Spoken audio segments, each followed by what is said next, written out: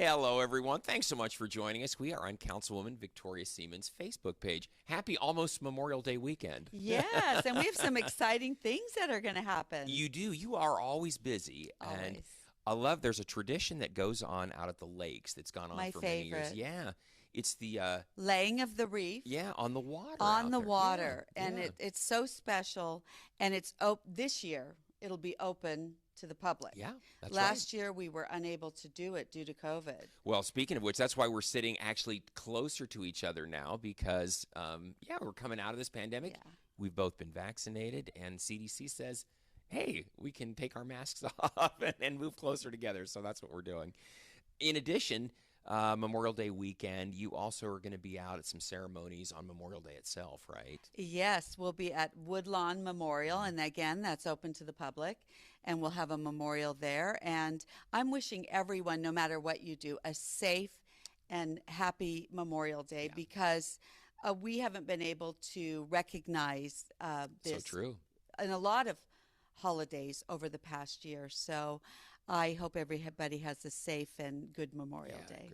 A good wish all the way around. If you have questions, if you'd like more information, especially about the laying of the wreath out at the lakes on the water, information on this Facebook page that you can check it out. And it's a beautiful ceremony if you've not seen it. An honor for you to be the person, the dignitary that gets to place it on the water. Definitely. So. It's my honor and my privilege.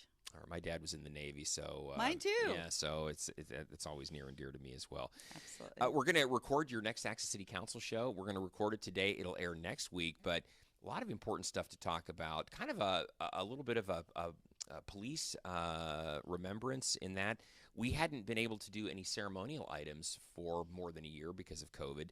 We started up again in May. We picked up where we left off, so it was your turn to pick our Citizen of the Month. And you chose...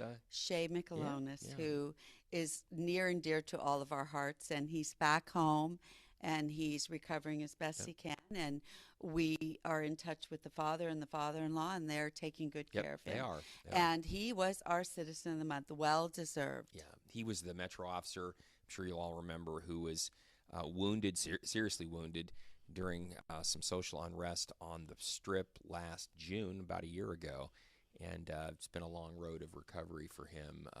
But he's hanging in. He's got a great attitude. It sounds. He does have a great attitude. Yeah. And then you also were out with the Summerlin Area Command, kind of on our neck of the woods. What is this? Pause with Patrol. These are Pause PAWS with that was Patrol. so fun. I brought my two little dogs, and I was playing matchmaker with one of the officers. All right, with all my right. little Frenchie and his Frenchie, and it was just wonderful to have the community go out and bring their dogs and meet the officers of the Summerlin Command.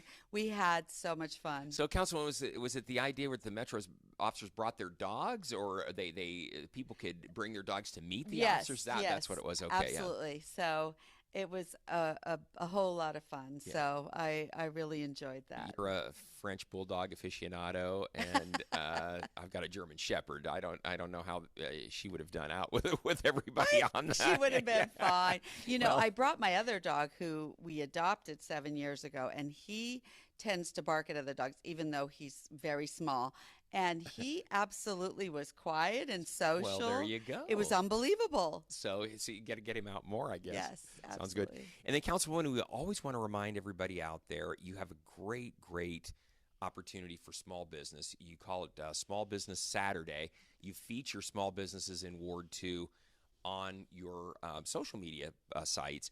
And I love it because I always learn about these businesses I had no idea existed, some within a few miles of the house. Right. And that's so important right now because a lot of businesses were closed during COVID. And so it's time to let people know that you're there and you're open. And all you have to do is email my office at ward2@lasvegasnevada.gov or call my office and we'll be out there and to film your business. And you do a wonderful job with those segments too. We love the I've learned about restaurants, dry cleaners, you name it.